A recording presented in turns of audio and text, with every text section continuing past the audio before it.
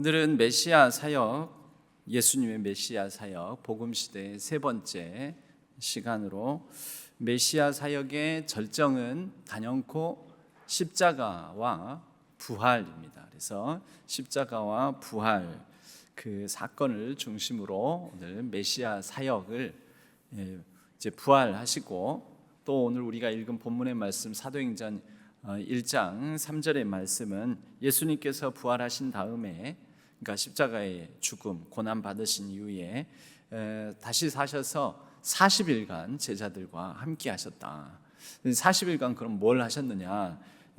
사도행전 말씀에 의하자면 하나님 나라의 일을 말씀하셨다. 그러니까 하나님 나라의 일이 그럼 무엇인가? 예수님의 첫 번째 공생의 사역을 시작하시면서 첫 번째 선포도 뭐냐면, 따지고 보면 하나님 나라입니다. 그래서 너희는 회개하고 복음을 믿으라.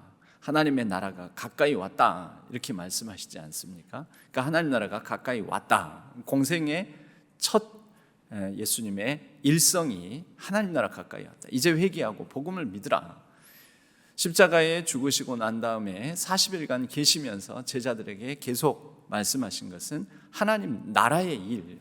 그러면 다시 사셔서 살아계신 주님께서 우리와 함께 하시는 지금 이 시대를 우리는 살고 있지 않습니까? 이 시대를 살아가면서 말씀하셨던 그 하나님 나라의 일, 하나님 나라의 삶을 우리가 그분과 더불어서, 부활하셔서 살아계신 그분과 더불어 계속해서 살아가야 할 그런 이 사명이 우리에게 있는 것이죠. 오늘 예수님의 이 마지막 일주일, 마지막 그 십자가에서의 일주일을 살펴보면서 예루살렘에서의 일주일을 살펴보면서 십자가의 죽음과 그리고 그 일주일의 마지막이 시작이 종려 주일로 시작을 해서 이 마지막 부활 주일로 끝납니다. 그 한 주간이 날수로는 8일, 주일로 시작해서 주일로 끝났으니까 8일이지만 이 안에 담겨져 있는 이 말씀을 함께 나누도록 하겠습니다. 예수님의 마지막 일주일을 살펴보면요, 종려주일에는 예수님께서 입성하셨습니다. 입성하실 때에는 많은 사람들이 종려나무가지를 흔들며 왕이 이제 예루살렘 성 안으로 들어오신다, 이렇게 환영을 하죠. 호산나 호산나 하면서 사람들이 외칩니다.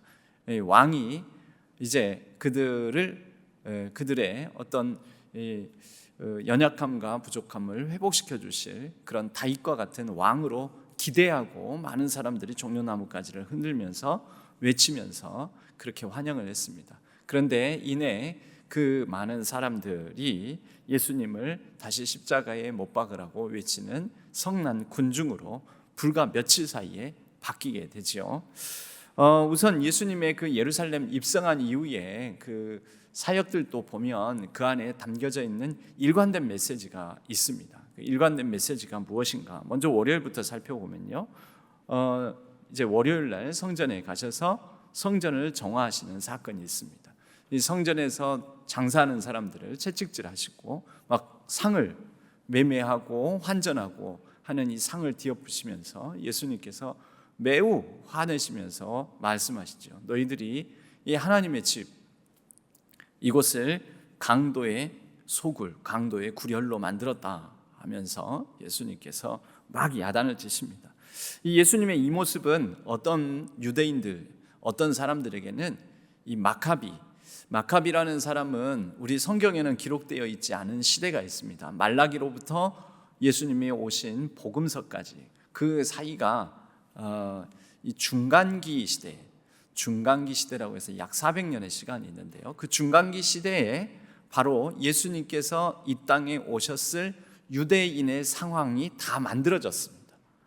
그런데 이 중간기 시대에 그때 이제 헬라 제국의 다스림을 받고 그리고 로마 제국의 다스림을 받으면서 그 사이에 헬라 제국 말기쯤에 이 마카비 가문이 유대 지역을 다스렸던 약 7, 80년의 시간이 있었습니다.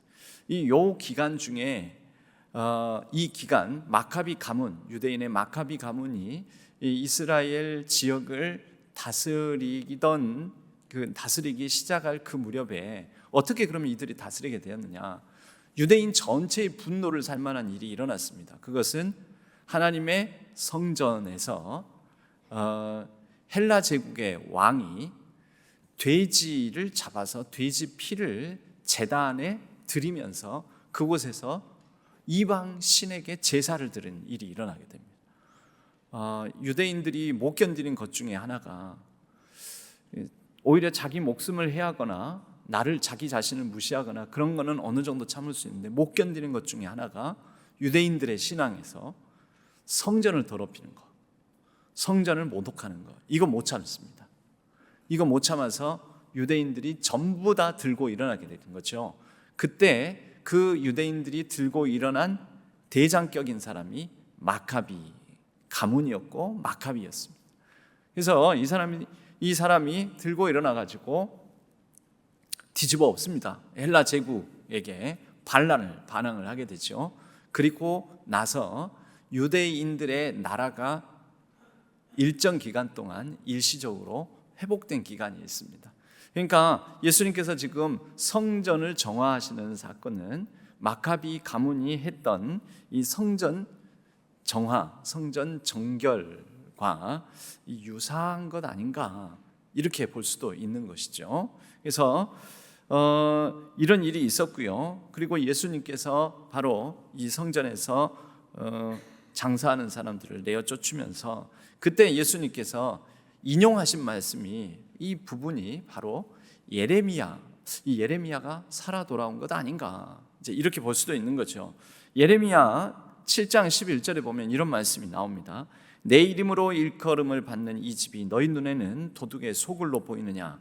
보라, 나 곧 내가 그것을 보았노라. 예레미야서에 이 말씀이 있습니다. 마치 예수님께서 이 성전을 더럽히는 사람들을 향해서 포효하시는 모습하고 비슷하지 않습니까? 예레미야서에는 이 말씀 말고도 너희는 더 이상 이곳을 하나님의 성전이라, 하나님의 전이라, 하나님의 전이라 하지 말라, 이렇게까지 예레미야를 통해서 하나님께서 하신 말씀이 있습니다. 그런데 그 하나님의 아들 되시는 예수님께서 이 예레미야를 통해 전해 주셨던 그 하나님의 말씀을 또 다시 들려주신 것 같은 그런 일가를 하시는 것이죠. 그래서 성전에 이 많은 성전을 오염하는 사람들을 뒤집어 엎고 성전을 청결하게 하시는데, 성전 청결 사건 이후에 예수님께서는 임만무성한 무화과 나무를 저주를 하십니다. 임만무성한 무화과 나무를 저주하시는 이 사건, 그 다음날 가 보면은 이 임만무성한 무화과 나무가 결국 그 저주하신 대로 말라버리게 되는데요. 이 말라버린 사건, 왜 이런 무화과 나무를, 입이 무성한 무화과 나무를 예수님께서 저주하셨는가? 그것은 이렇게 무성해 보이고 대단해 보이고 하지만 본질을 상실해버린, 하나님의 마음을 잃어버린 그들을 향하여서 예수님께서 저주, 경고를 하시는 것이죠. 그리고 말라버립니다. 이것은 다른 한편으로는 임만무성한 구시대의 종말을 구하는 사건이다. 성전 청결은 한 시대가 끝나고 새로운 시대가 열리는 것을 예수님께서 이 성전 청결 사건을 통해서 선언하셨다. 무화과 나무 말라버렸다. 구시대가 종말이 되었다. 그러면 새로운 열매를 맺는 새로운 시대가 열릴 것이다. 이제 이러한 상징적 예언적 상징의 행동들을 하신 것입니다. 옛 시대가 종언을 구하고 새 시대가 도래한다. 세금 논쟁이 있습니다. 바로 이 말라버린 무화과 나무 사건 다음에 이 세금 논쟁이 있는데, 그것은 뭐냐면 예수님을 시험하는 거죠. 이 동전을 가져와 가지고, 그때 동전은 데나리온이라는 동전인데 로마 화폐입니다. 로마 화폐이기 때문에 이 데나리온이라는 로마 화폐에는 로마 황제의 얼굴이 그려져 있습니다. 그러니까 가이사, 시저의 얼굴이 그려져 있는 거죠. 세금을 내는 게 맞습니까? 틀립니까? 그래서 이제 이것은 이 양수 겸장, 이렇게 말하면 이렇게 걸려들고 저렇게 말하면 저렇게 걸려들게 만들려고 하는 말이었죠. 세금 내야 된다 이렇게 말하면은 이거 봐라, 이 많은 백성들, 우리 유대 이 사람들이 따르는 메시아라는 사람이 아니, 로마에 이렇게 세금을 내라고 하는 사람이다. 로마에 굴복하는 사람이다. 이렇게 만들려고 그러고, 세금 내지 말아야 된다 이러면은 로마에다가 고발하려고 그러는 거예요. 세금 내지 말라고 선동하는 사람입니다. 이렇게 말하려고 이제 그런 악랄한 마음을 가지고 숨은 의도를 가지고 이렇게 물어보는데, 예수님께서 이때 그 동전에 누구의 형상이 있느냐? 그럼 그 형상이 있는 자의 것은 그의 것으로 돌려라. 가이사의 것은 가이사에게, 하나님의 것은 하나님에게로 돌려라. 이렇게 지혜롭게 얘기를 하시죠. 여러분, 예수님의 말씀은요, 그러니까 세금 내라는 말입니까? 내지 말라는 말입니까? 근데 이 말씀은요, 다시 말하자면 그 한 사람 한 사람, 그 질문을 하는 그 사람들 보고 이렇게 물어보는 것일 수도 있어요. 너는 하나님의 형상이냐? 너는 하나님의 형상을 간직하고 있느냐? 원래 하나님께서 인간을 지으실 때 어떻게 지으셨어요? 모든 사람을, 태초의 인간 아담의 후손들이니까 아담의 후손들, 모든 인류들을 누구의 형상으로 지으셨습니까? 하나님이 자기 형상, 곧 하나님의 형상대로 사람을 창조하시되 남자와 여자를 창조하시고, 그러니까 모든 사람들은 하나님의 형상이에요. 그럼 모든 사람은 하나님의 형상이니까 모든 사람들은 하나님의 것이다라는 거죠. 그럼 모든 사람들이 이건 누구 거냐라고 말할 게 뭐 어떤 동전이든 이거 사람이 만든 거잖아요. 사람이 만든 이 모든 것들도 누구 것이다? 그러니까 예수님의 말씀은 더 큰 말씀하신 거예요. 하나님의 것은 하나님의 것으로 돌려라. 하나님의 형상이 새겨져 있는 자는 이것을 받아들이고 살아가는 것이고요, 하나님의 형상이 깨어지거나 망가지거나 희미해져 있거나 자기 자신을 하나님의 형상으로 회복되지 않은 사람, 또는 하나님의 형상임을 받아들이지 않는 사람, 인정하지 않는 사람들은 어떻게 살겠어요? 하나님께 자신의 것을, 나를 내어드리는 삶을 살지 않겠죠. 이 세상의 모든 만물을 하나님의 것으로 여기면서 살지 않겠죠. 그 얘기예요. 가이사의 것은 가이사에게, 하나님의 것, 하나님의 형상이 있는 것은 하나님에게. 근데 결과적으로는 가이사는 사람입니까? 아닙니까? 그러니까 가이사도 하나님께 드려질 존재다. 이 예수님의 이 말씀은요, 더 잘 생각해 보면 가이사를 신적 존재로 여기는 게 아니라 사람으로, 하나님의 형상인 사람 중에 한 존재로 여기시는 말씀이기도 합니다. 그런데 특별한 것은 이 말씀을 특별히 이 마가복음 12장에 나와 있는 말씀하고 이렇게 대비해서 보면요, 이 마가복음 12장 끝부분에 가면 과부의 두 렙돈, 과부는 드릴 것이 없어서 그에게 있는 전부를 내어드리는 게 있습니다. 두 렙돈 사건. 여러분, 이것을 이 세금 논쟁하고 이 연결지어서 우리는 볼 수 있어야 됩니다. 그 세금 논쟁을 벌였던 동전은 데나리온이라는 로마 화폐였습니다. 근데 과부가 드리는 두 렙돈은 바로 유대인들이 썼던, 유대인들의 통용하는 화폐였습니다. 근데 유대인들의 화폐에는 아무 형상이 없습니다. 오히려 하나님의 약속의 징표인 이 촛대가 그려져 있고요, 이게 아래쪽이 지금 이 과부가 드렸던 렙돈, 아주 화폐 가치가 낮은, 우리나라로 말하자면 뭐 한 10원짜리 정도, 100원짜리 그 이하의 가치를 가진 이런 동전인데, 과부는 그게 자신의 전 재산이었어요. 근데 거기에는 거기에는 이 가이사의 형상이 그려져 있지 않아요. 이 두 렙돈을 드린 이 여인의 사건을 예수님께서는 아주 귀하게 보셨습니다.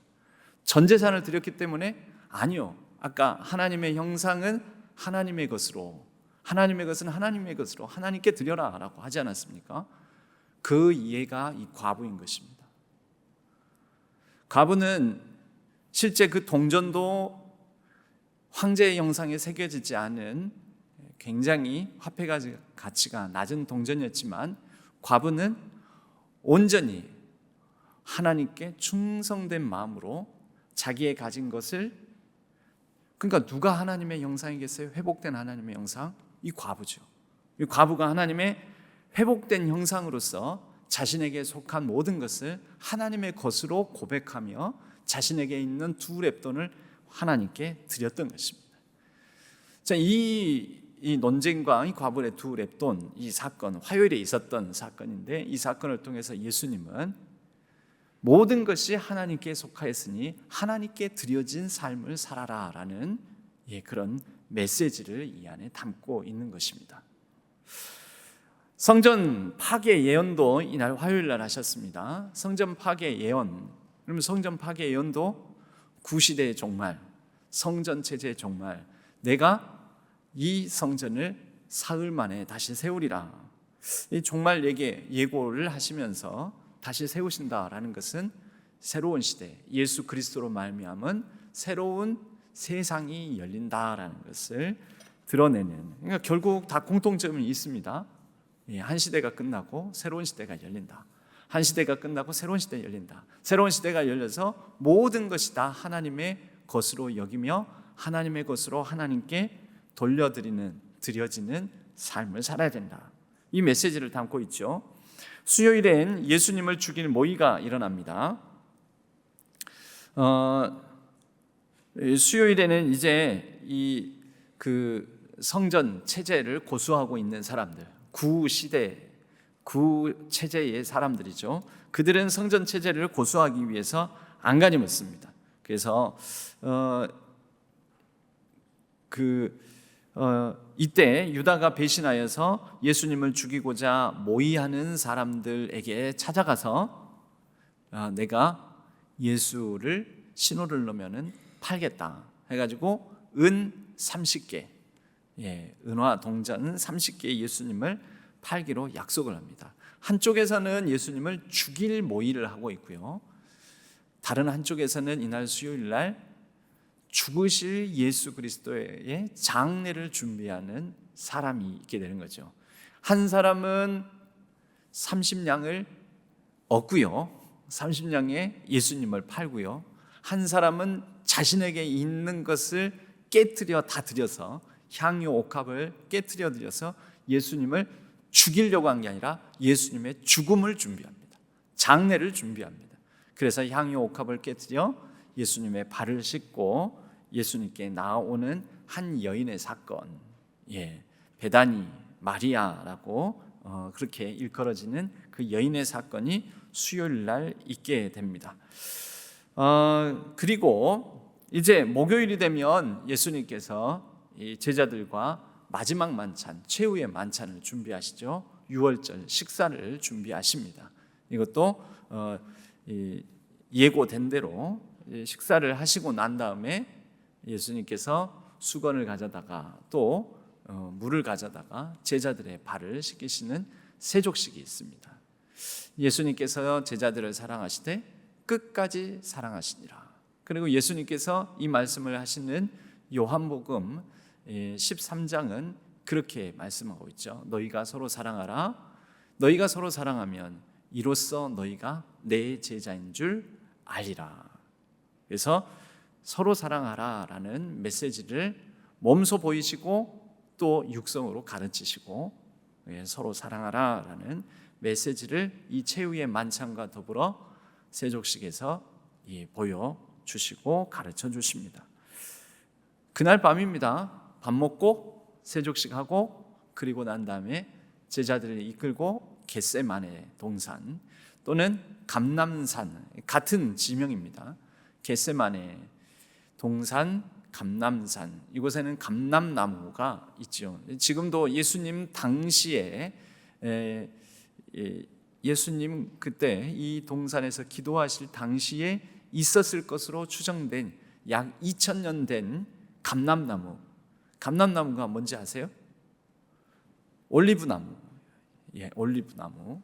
피자나 요즘 올리브유 이런 것도 많이 식재료로 쓰시죠. 그리고 올리브 열매 이렇게 샐러드나 뭐 이런 데 섞어서 같이 드시는 경우들이 있을 겁니다. 그 올리브 나무가 그 감람산 겟세마네 동산에 지금 한 2000년 그 약간 넘을 것으로 추정되는 그런 이제 이 올리브 나무도 있습니다. 그래서 가면 그쪽에 그 동네에 가면, 성지를 가면 이게 기도하셨던 예수님을 목격한 나무일 거라고. 왜냐하면 이 동산에 올라서 예수님 기도하실 때 그때부터 지금 한 2000년 정도 생존해 있는 나무니까 예수님께서 감람산 오르셔서 땀이 피가 되도록 기도하셨던 그것도 목격하지 않았겠느냐고 이렇게 이제 얘기를 하기도 합니다. 겟세마네 동산에서 기도를 하시죠. 기도하시는 중에 날이 바뀝니다. 날이 목요일 그날 최후의 만찬하시고 세족식 하시고 이 밤 늦도록 제자들과 같이 동산에 가서 기도를 하시는데 이제 사람들이 캄캄한 어둠 속에서 신호와 더불어 어떤 신호입니까? 유다가 예수님이 누구인지 표시하는 신호가 바로 키스, 유다의 배신의 키스. 이걸 입을 맞추면 이 사람이 예수입니다. 이 사람을 잡아가시면 됩니다. 그래서 금요일 날 체포되고 그날 이제 그 밤새도록 일어나는 사건들입니다. 긴박하게 일어난. 원래는 밤에 새벽에는 이 유대인들의 법에 의하면은 재판을 못하게 되어 있습니다. 근데 이날 재판이 일어나죠. 그리고 빌라도 법정을 아침에 동이틀 무렵쯤에 돼서 빌라도 법정에 세우고 또 헤롯에게도 끌려가고 다시 빌라도 법정에 서고 결국은 십자가에 못 박으소서 해서 바로 그렇게 날이 새고 난 다음에 아침 9시 유대인 시각으로는 제3시 예수님은 십자가에 못 박힙니다. 골고다 언덕에. 이 내용을 조금 보면은요, 그 예수님에 대해서 유대인들이 가진 입장이 좀 있습니다. 이 예수님 당시의 유대인들의 상황과 이것들은 특별히 유대인들에게는 4개의 분파가 있다고 하지 않았습니까? 그런데 그 중에서 에세네파는 어차피 현실을 도피해서 광야로 가서 수도를 하는 사람들이었기 때문에 예수님의 이 죽음에 참여하지 않았어요. 관심이 없어요. 오직 본인들은 순결하고 정결하게 하나님의 말씀을 필사하면서 수도 생활을 하고 있었기 때문에 예수님에 대한 거부도 또 인정도 그게 없습니다. 그냥 오직 하나님의 말씀을 정결한 마음으로 필사를 하며 하나님의 말씀을 따라서 그렇게 자기 자신을 지킨 사람들이니까 에세네파는 제외하고 3개의 파가 있어요. 크게 보면 2파인데 사두개파와 그 다음에 바리새파가 있어요. 그리고 또 하나는 예수님의 제자들 가운데도 이 파에 속한 제자들이 많이 있었습니다. 가룟 유다도 바로 그 파에 속합니다. 바로 열심당원입니다. 열심당원. 이렇게 3파가 예수님의 죽음, 십자가 죽음을 방조하거나 또는 자초하거나 또 예수님을 죽이는데 동참하거나 했다라고 볼 수가 있는데요. 이 3파의 입장이 조금씩 다릅니다. 먼저 유대의 상황을 보면요, 이쪽이 시리아 유대 총독 부가 있었죠. 가이사랴라는, 요즘 이 바울 보면서 바울이 예루살렘에서 끌려간 곳, 예루살렘에서 끌려가서 이제 배를 타고 출발하는 곳이 가이사랴 항구인데 그곳에 로마의 총독부가 있었다. 그래서 이 가이사랴 지역이 있고요, 가이사랴에 있는 유대 총독부가 있고 이곳에서는 유대인들에게 자치를 허용해 줬습니다. 어떤 자치냐면 산헤드린 공회를 허락을 해줬어요. 그래서 산헤드린 유대인들은 워낙 센 민족들이니까 자기 성향, 자기 종교, 그거는 왜요? 그 이전에 마카비 그 가문에 그런 이 내란을 일으킨, 그래서 헬라 제국도 이렇게 뒤집어 엎는 이런 민족들이다. 그러니까 이 유대인들은 그들의 종교와 그들의 문화 이런 것들을 존중할 필요가 있겠다. 이 산헤드린 공회를 통한 자치를 어느 정도 허용을 해줬습니다. 산헤드린 공회는요 저렇게 구성되어 있었습니다. 어느 쪽에서는 72명이다 또는 71명이다 70명이다 이렇게 그러는데 이거는 이제 요세푸스라는 이 사람이 쓴 유대사, 유대인에 관한 역사책에 나와 있는데요, 요세푸스라는 사람도 유대인입니다. 유대인. 나중에 서기 한 70년 되면 유대인의 항쟁이 있게 되는데, 유대인들이 로마에 대해서 반란을 일으킨 그때 제일 먼저 로마에게 사로잡혀서 포로가 되어서 결국 투항을 한 사람이 요세푸스. 이 요세푸스가 많은 것들을 남겼습니다. 근데 그때 거기에 기록된 걸 보면은 먼저는 의장격에 해당되는 대제사장 한 명이 있고요. 그 다음에 사두개파, 사두개인들에게 속한 사람들이 24명. 그 사두개파는 누구들이냐? 제사장들입니다. 귀족층이죠. 유대인들에게 귀족층. 그 다음에 장로 그룹이 있습니다. 이 사람들이 바리새인들입니다. 성경에 장로들하고 나오죠. 이 사람들이 바리새인들이에요. 그래서 유대인들 앞에서 생활은 이렇게 하는 게 좋겠고 저렇게 하는 게 좋겠고 라고 실질적인 가르침을 주는 그런 장로 그룹들이 있었습니다. 그래서 바리새인에 해당되는 그 장로 그룹이 24명, 그리고 다른 그 밖에 서기관, 이 사람들은 성경을 연구하고 학자 그룹이에요. 학자 그룹. 모세 율법 5경으로부터 두루마리 이 성경들을 쭉 연구하는 학자 그룹에 해당되는 사람들, 서기관 그룹이 22명. 그러니까 합하면 70명이 되죠. 이 사내들인 공회가 예수님을 이제 이렇게 그대로 둬서는 안 되겠다 하고 끌고 와가지고 이제 사내들인 공회 재판정에 먼저 서게 됩니다. 그럼 왜 예수님을 그렇게 메시아로 그들은 보지를 못했는가? 이들에게는 이유가 있습니다. 사두개인들은 예수님이 메시아, 자신을 그 왕으로 그렇게 얘기를 하니까요. 왕으로 얘기하고 또 하나님의 아들, 곧 하나님으로 얘기를 하니까 먼저 사두개인들은 그 로마와 되게 이 친밀한 관계를 맺고 있었습니다. 로마와 친밀한 관계를 맺은 이유는 뭐냐면 로마 황제를 신으로 인정하지는 않았습니다. 사두개인들은 오직 하나님만이 신이시다. 그런데 로마의 황제를 왕으로는 인정을 하고 있었습니다. 이 세상에서 통치자로서 인정을 했다는 거죠. 그런데 예수님이 오셔서 예수님이 메시아, 왕이다고? 메시아는 왕이어야 되는데 왜 인정이 안 되는 거예요? 그래서 사두개인들은 이 이유 때문에 예수님을 거절합니다. 바리새인들은 율법의 정통에서 살고자 하는데, 율법에 의하자면은 이 예수라는 사람은 나사렛 출신이지, 메시아가 그런 데서 나올 리가 없어. 이게 바리새인들의 주장이에요. 그리고 메시아가 저렇게 살 수는 없어. 죄인들과 더불어서 먹고 마시고. 이럴 수는 없어. 이런 부정한 자가 메시아일 리는 없다. 이게 바리새인들의 생각이었습니다. 그래서 율법을 안다면, 율법을 지키는 우리는 예수를 메시아로 인정할 수가 없다. 열심당원들, 이들은 무력 투쟁, 테러리스트들입니다. 군사력, 칼로 로마를 대항해야 된다. 독립을 쟁취해야 된다. 그러면은 능력 있는 군사 전문가 같은 그런 메시아를 요구를 하고 있었는데, 원하고 있었는데, 예수님은 그런 모습을 하나도 안 보여주는 겁니다.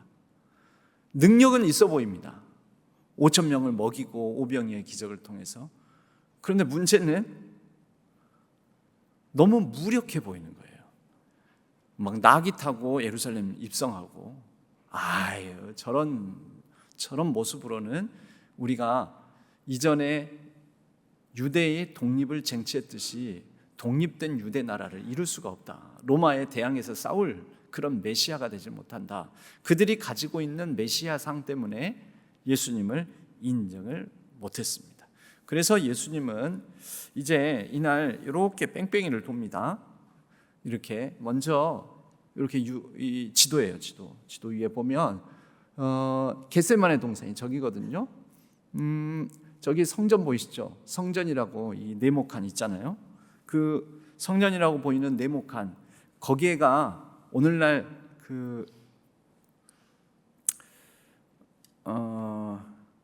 9번 슬라이드를 먼저 한번 봐볼게요. 9번 슬라이드 보면 저기 보이세요? 황금돔 보이시죠? 그 황금돔 보이는 거기가 성전 자리예요. 성전 자리.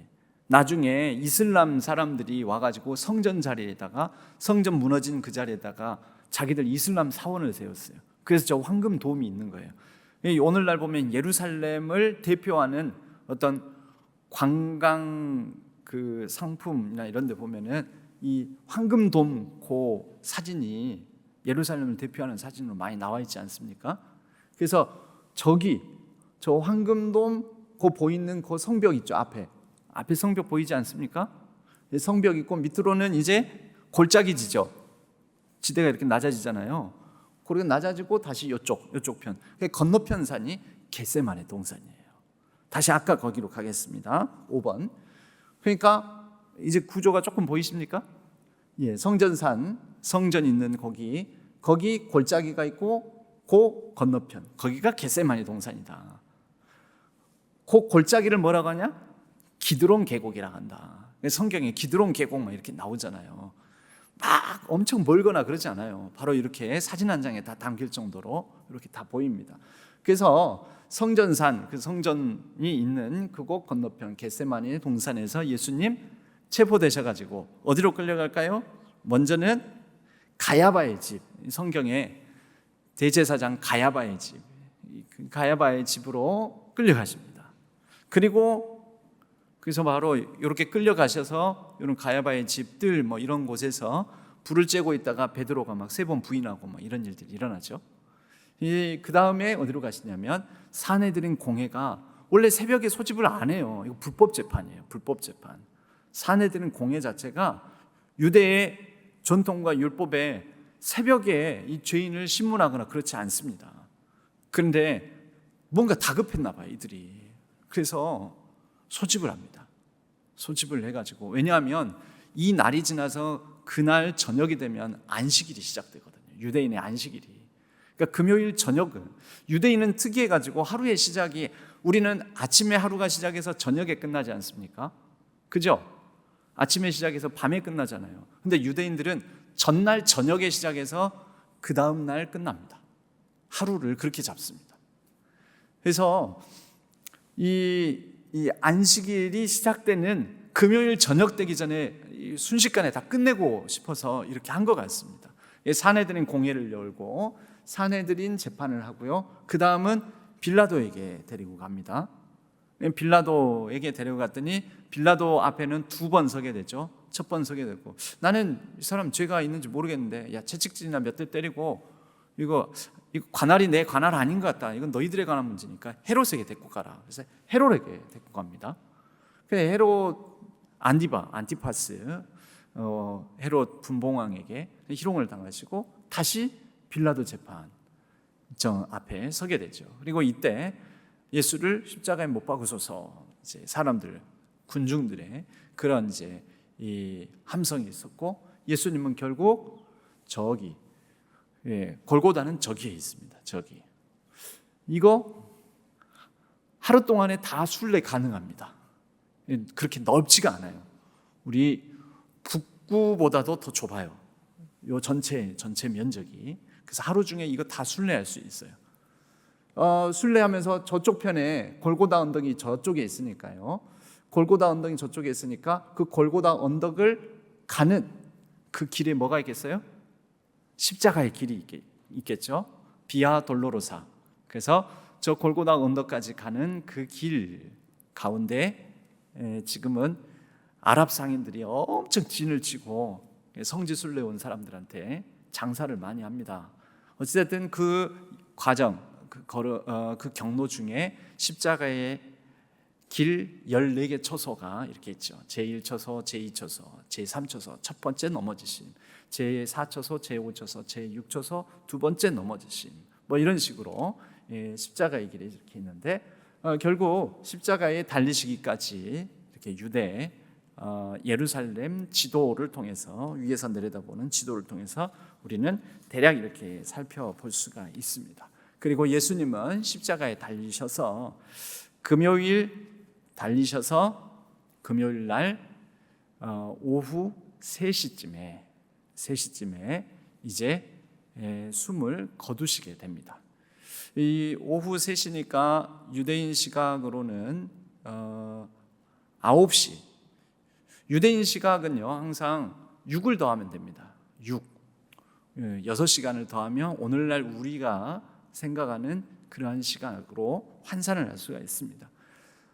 예수님이 이제 운명하시고 난 다음에는 저녁이 되면 안식일이 시작되잖아요. 그래서 시체 처리를 서둘러서 하고자 합니다. 저녁 되기 전에. 오후 3시니까 이거 빨리 서둘러서 처리를 다 해야 되는 거예요. 그래서 예수님을 무덤에 안치하게 되고, 토요일에는 예수님은 무덤에 안치되시고, 무덤에 시체 상태로 무덤에 그대로 머무시게 되고, 주일날, 이제 토요일 지나서 일요일, 주일날이 되어서 예수님은 다시 부활하시게, 무덤 문이 열리고 무덤을 비우시고 부활하시게 되는 것입니다. 이 윤동주의 시를 하나를 이렇게 봤으면 좋겠는데요. 윤동주의 시 이렇게 있습니다. 쫓아오던 햇빛인데 지금 교회당 꼭대기 십자가에 걸리었습니다. 첨탑이 저렇게도 높은데 어떻게 올라갈 수 있을까요? 종소리도 들려오지 않는데 휘파람이나 불며 서성거리다가 괴로웠던 사나이 행복한 예수 그리스도에게처럼 십자가가 허락된다면 모가지를 들이우고 꽃처럼 피어나는 피를 어두워가는 하늘 밑에 조용히 흘리겠습니다. 이게 윤동주 시인의 십자가라는 제목의 시입니다. 윤동주 시인이 흘리겠다고 하는 이 모가지를 들이우고 꽃처럼 피어나는 피를 조용히 흘리겠다고 하는 이 피는, 지겠다고 하는 이 십자가는 뭐겠습니까? 윤동주 시인, 크리스천 또 민족 시인, 크리스천 어떤 독립운동가를 뭐 무력으로 힘으로 이렇게 하진 않지만 시라는 도구로, 펜으로 이렇게 민족적 현실에 대해서, 역사적 이 억압당하는 일제에 압제당하는 이런 상황을 놓고 그는 이렇게 그 시대의 십자가를 지겠다, 자기의 길을 걸어가겠다라는 그런 의지의 표현이겠지요. 오늘날 우리에게 이런 당시 일제 치하에서의 저항신, 시를 통해서 저항신이자, 또 실제 윤동주 시인이 잡히게 된 이유도 뭐냐면 바로 이 일제에 대한, 한마디로 말하자면 반역죄 죄목으로 잡혀가지고 결국 후쿠오카 형무소에서 해방을 6달 앞두고 죽음을 맞이하게 됩니다. 1945년 2월에 형무소에서 안타깝게 죽음을 맞이하게 되죠.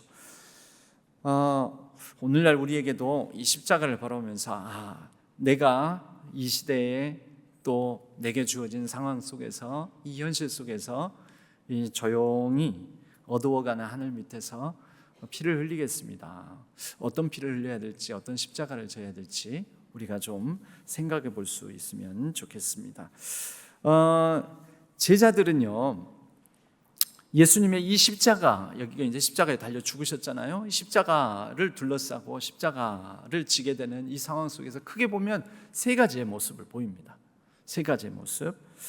유다처럼 배신의 키스, 또 베드로, 잡혀가려고 하니까 베드로가 어떻게 합니까? 칼을 들어가지고 네이 하면서 그 종 말고라는 사람의 귀를 베어버리는 칼부림. 그리고 나머지는 어떻게 합니까? 도망감. 그리고 다시, 그래도 끝까지 도망가지 못하고 다시 그 주변에서 어슬렁거리다가 3번 부인하는 베드로의 모습. 이런 이제 여러 가지 모습을 보이는데요. 여러분, 이것을 오늘날 적용하면 예수님의 이 십자가를 둘러싸고 이제 그때 당시에 12제자들의 모습이 아니라 오늘날 예수님을 믿고 따르겠다고 하는 우리들의 모습 가운데는 크게 보면 오늘날 기독교에 예수 그리스도를 과연 제대로 따르고 있는 게 맞나? 이게 예수 그리스도를 따르는 제대로 건강한 모습인가? 한 3가지 모습이 있을 수 있습니다. 하나는 뭡니까? 여러분, 가룟 유다의 모습을 이 근거로, 뿌리로 놓고 보면 어떤 모습이 있겠습니까? 왜 예수님을 팔았습니까? 가룟 유다가 은 30개. 그러니까 돈에 눈이 멀어서 돈에 팔린 거죠. 그러니까 기복주의. 오늘날 이 예수님의 제자라는 우리가 이 돈을 쫓아가고 이 그런 단순한 기복주의적인 신앙으로 예수님을 따른다고 하고 있지는 않은지 예수님을, 그게 십자가에 달리신 예수님을 그 곁에서 함께 동행하는 바른 모습인지 한번 물어봐야 되는 거죠. 두 번째 모습이 있을 수 있어요. 그건 뭐냐면 칼을 들잖아요.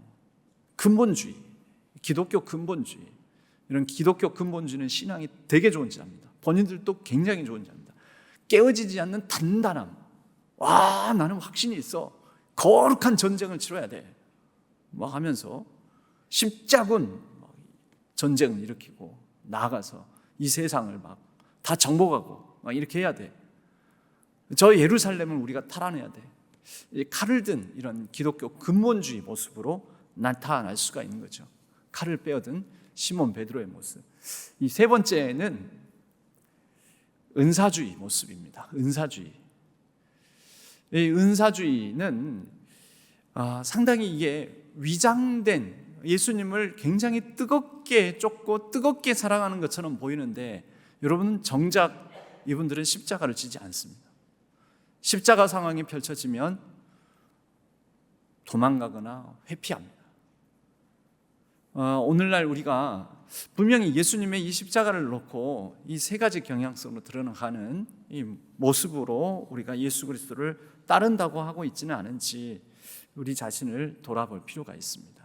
이 은사주의의 모습으로는 마가의 모습. 그 학자들에 따라서는요, 마가복음 뒤에 보면은 헌 이불을 뒤집어 쓰고 도망가는 사람이 나옵니다. 도망가는 어떤 청년이 나오는데 이거 마가다 이렇게 말하는 거예요. 이 마가는 또 한 번 도망가죠.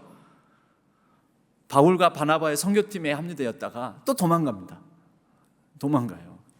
이런 도망가는 모습들. 이 예수 그리스도, 그러니까 고난의 상황, 굉장히 어려운 상황이 되면 이분들은 거기에 안 있어요. 그냥 도망가 버려요. 십자가 져야 될 상황들, 역사의 십자가, 시대의 십자가, 평화의 십자가, 정의의 십자가, 눈물로 씨를 뿌려야 되는 그런 십자가, 그런 십자가 져야 될 상황 되면은 도망가 버리고, 언제는 예수님 너무 좋아요, 교회 너무 좋아요, 목사님 너무 좋아요, 우리 장로님, 우리 성도님 너무 좋아요. 그러다가 진짜 짊어져야 될 어떤 상황이 생기면 도망가 버려요. 외면하고, 이런 경우들. 이런 이제 마가의 모습. 우리에게 이런 경향성이 조금씩은 있을 수 있습니다. 그러나 진짜는 무엇인가? 기복주의도 아니고 근본주의도 아니고 은사주의도 아닌 본질인 십자가, 본질인 살아계신 십자가의 죽음을 이기고 하나님께서 죽음으로부터 일으키셔서 부활하신 예수 그리스도. 여러분, 이분의 본질을 우리가 배우고 익히고 또 따르고 깨닫고 본받으며 따르면서 우리는 그분의 겸손과 그분의 정직함과 그분의 거룩함을 따라가는 그러한 제자들이 되어야 하지 않을까 이렇게 생각합니다. 구약 시대에도 부활이 있었습니다. 이제 예수님께서 이렇게 죽으시고 부활하십니다. 구약 시대의 부활은, 이 바리새인들은 특히 부활을 믿었습니다. 어떤 부활을 믿었냐면 이런 부활을 믿었습니다. 호세아서에 나오는 부활. 호세아서 6장 2절에 예수님 여호와께서 이틀 후에 우리를 살리시며 셋째 날에 우리를 일으키시리니. 근데 이것이 종말에 일어날 일이라고 바리새인들도 믿었습니다.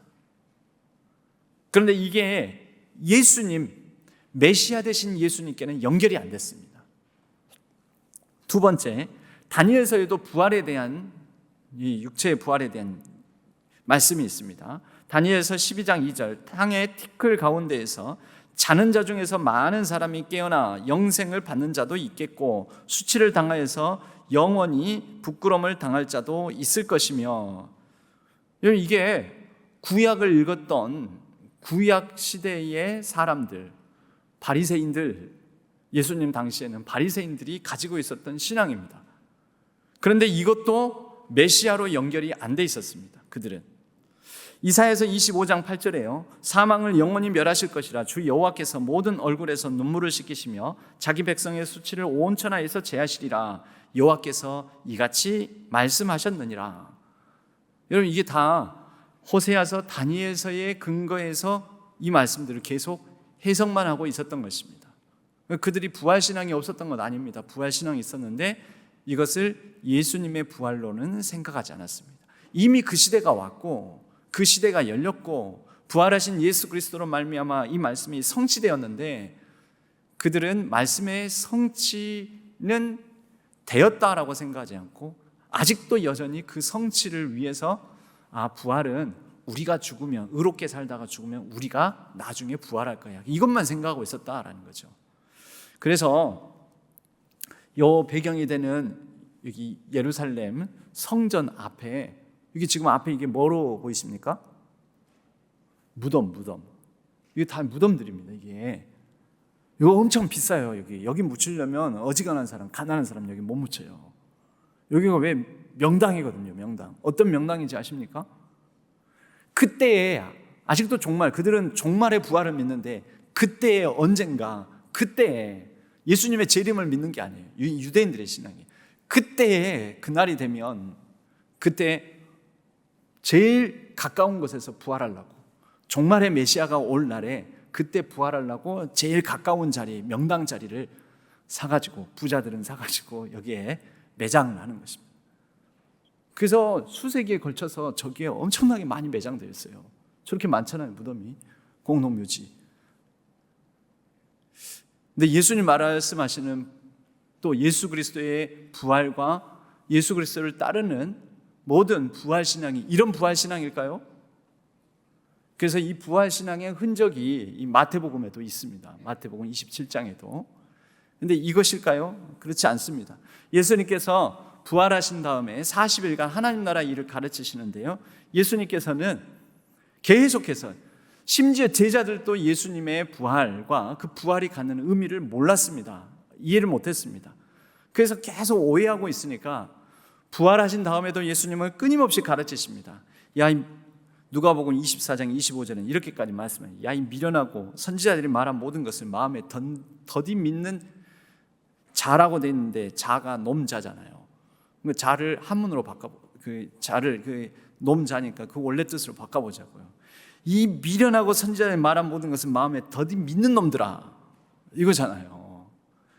이 말씀 뉘앙스는 사실 그겁니다. 야, 예끼 이놈들아, 그렇게 못 알아먹냐, 그렇게 이해를 못하냐, 그리스도가 이런 고난을 받고 자기 영광에 들어가야 할 것이 아니냐 하시고, 이에 모세와 모든 선지자의 글로 시작하여 모든 성경에 쓴 바 자기에 관한 것을 자세히 설명하시니라.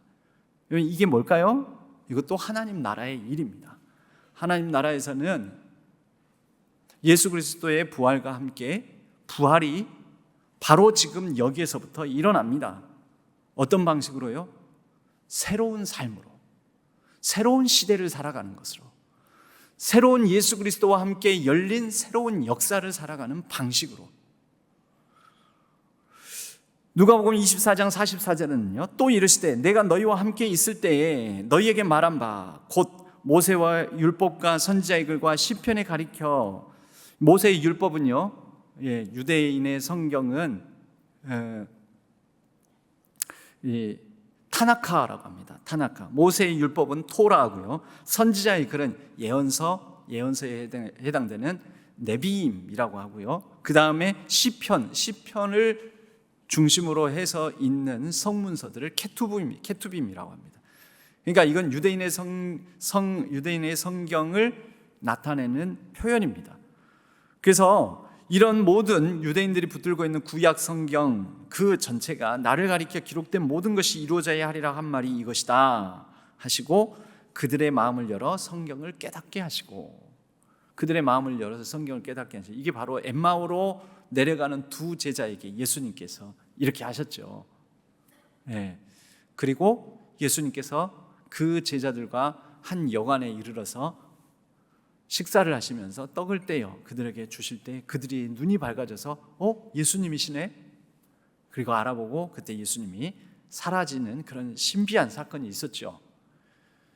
여러분, 예수님께서 살과 피를 나눠주시는 그러한 우리가 기념하고 기억하는 그 자리에서 우리는 예수님을 체험하고 예수님을 예수님의 부활의 삶을 우리가 새로운 시각을 가지고 새로운 시대를 살아가면서 예수님의 부활을 믿는 사람으로 살아가게 되는 것입니다.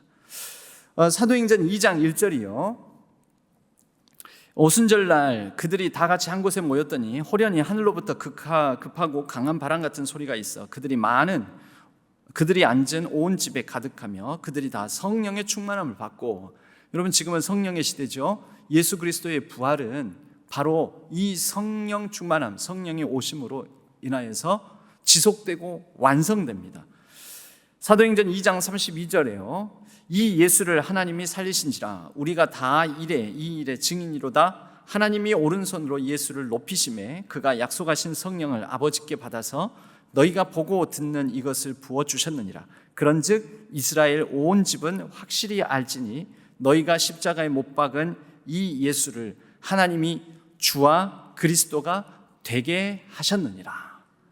여러분 이게 무엇으로 말미암아 이렇게 됩니까? 이 설교는 성령 강림 사건 이후에 베드로가 많은 사람 앞에서 했던 설교입니다.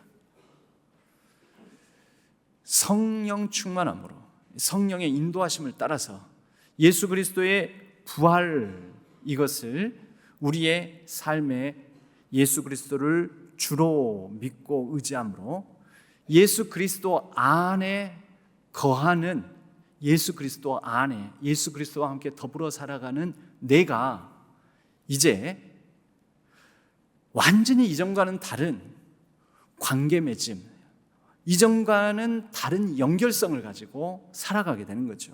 그게 새로운 시대예요. 그리고 그것이 하나님 나라입니다.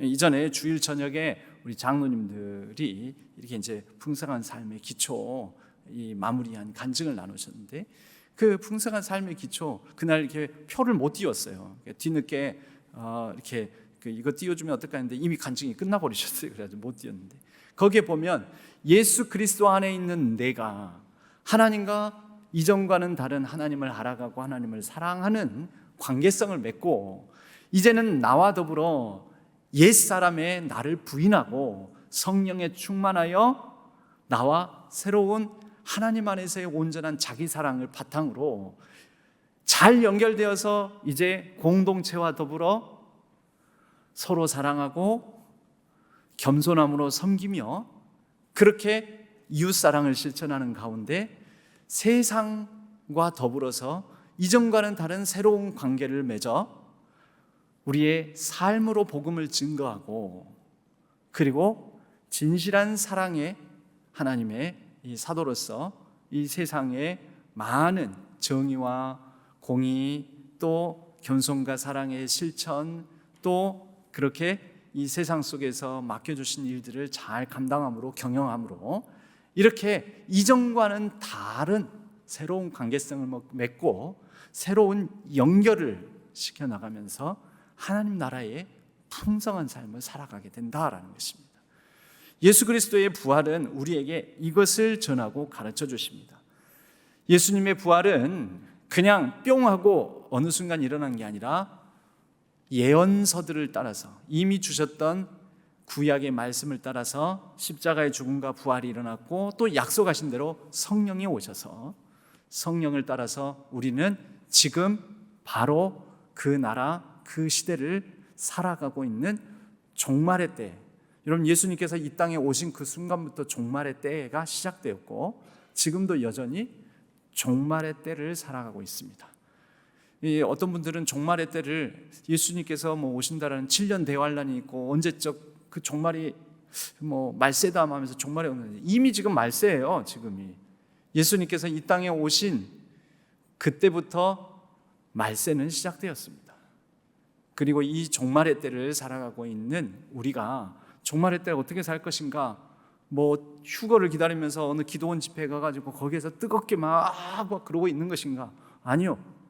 예수 그리스도께서 우리에게 보여주신 것처럼 십자가를 지고 부활해, 그러나 다시 사셔서 부활하신 주님이 우리의 주와 그리스도가 되셔서 우리 가운데 함께 하심에 우리가 회복해야 될, 내가 감당해야 될 일들을 해 나가면서 하나님 나라의 삶을 살아가는 것, 이것이 종말의 때를 살아가는 예수 그리스도의 부활을 믿고 부활하신 주님을 믿고 살아가는 성도들의 본분이라고 믿습니다.